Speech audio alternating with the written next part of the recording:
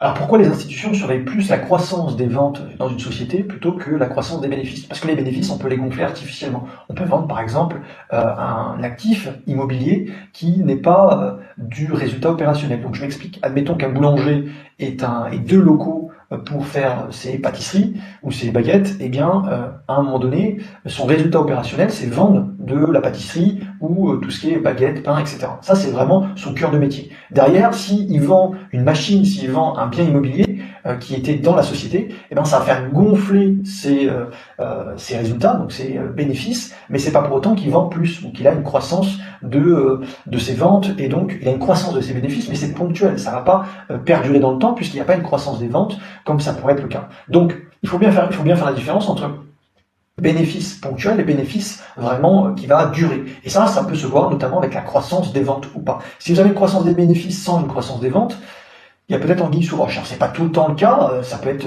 des réductions de coûts, ça peut être plein de choses qui vont faire qu'on a des bénéfices supérieurs à habituellement, mais le mieux c'est quand même de se concentrer sur une augmentation des ventes, ça veut dire que notre produit plaît, il a une hype et les bénéfices vont suivre.